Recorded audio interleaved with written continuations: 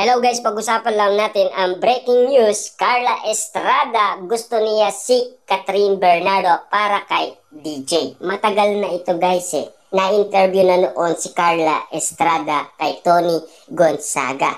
Pinipilit talaga guys ni Carla Estrada si Daniel Padilla kay Catherine Bernardo. Kasi alam niya guys, si Daniel Padilla kapag nagmahal yan, sagad-sagaran. Talagang nag-i-emote yan, tahimik lang. Kaya si Carla guys, nalulungkot at laging umiiyak noon last 2023.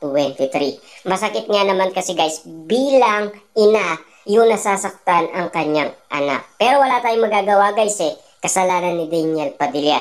Ayon umano guys sa balibalita, pinis na Carla Estrada, susi nga ba para magkabalikan ang Katniel?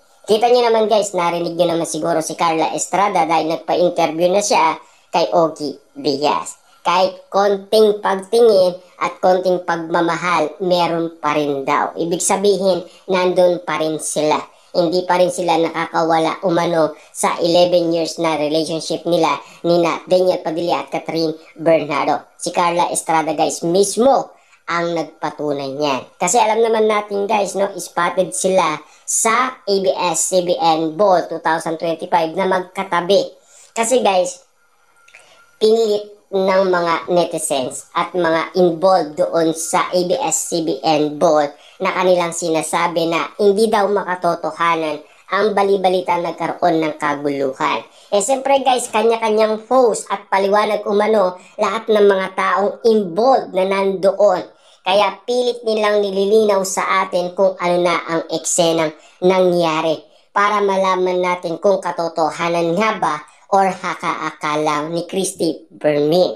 Kasi guys, sabi nga ni Christy Fermin, malabo daw magkita si Daniel Padilla at Catherine Bernardo. Hindi ganun yun guys Pagkakataon yun ni Daniel Padilla, sasayangin niya pa ba?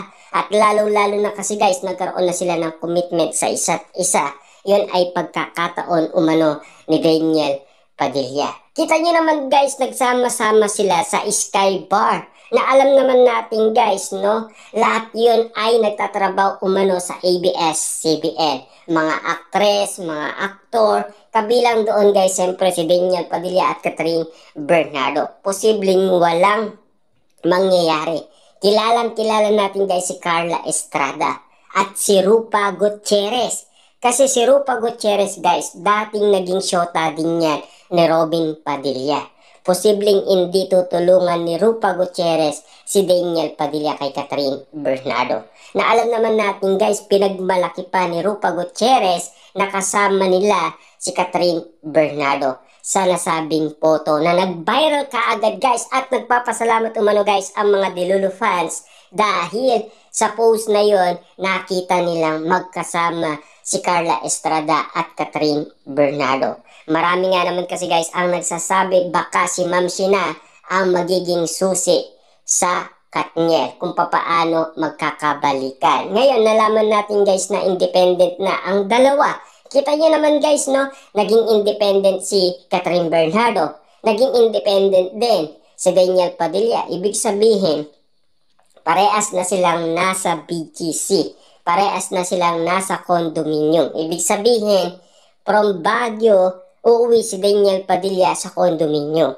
Ganun ang eksena ngayon ni Daniel Padilla. Kasi guys, independent na sila. Umiwalay na sila sa kani-kanilang pamilya. Si Catherine Bernardo at Daniel Padilla. Kaya hindi na tayo magtataka guys nasa istong gulang na sila. At lalong-lalo na guys, alam na nila ang tama at mali.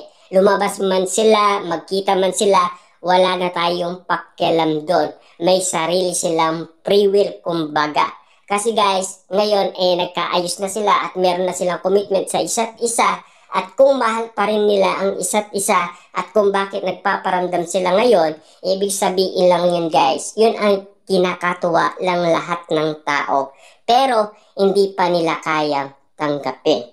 Nagulat lang sila at nabigla lang sila sa lahat ng pangyayaring nagaganap ngayon sa social media na nababalitaan natin. At lalong-lalo guys, ang pagpanaw umano ni Tita Che, ang founder ng Katniel fans, kung bakit sinuportaan ni Tita Che ang Katniel at kung bakit guys dumami ng dumami ang mga Katniel fans na sumuporta umano kina Catherine Bernardo at Daniel Padilla. Yan kasi guys ang mga pinag-uusapan noon. Kaya nga naman guys no, ang Katniel ay nagbigay ng respeto at pagmamahal kay Tita Che at spotted sila doon. At lalong-lalo na guys, siyempre malaking tulong or malaking bahagi ang nagawa umano ni Tita Che para sa Katniel. Lalong-lalo na guys sa Katden. Ibig sabihin, hindi lang natin alam kung nagbigay ng respeto umano si Alden Richard kay Tita Che. Lalo-lalo na guys noon sinasabi umano guys ang promotion ng Katden. Pinagtanggol pa ni Tita Che guys ang Katden, di ba?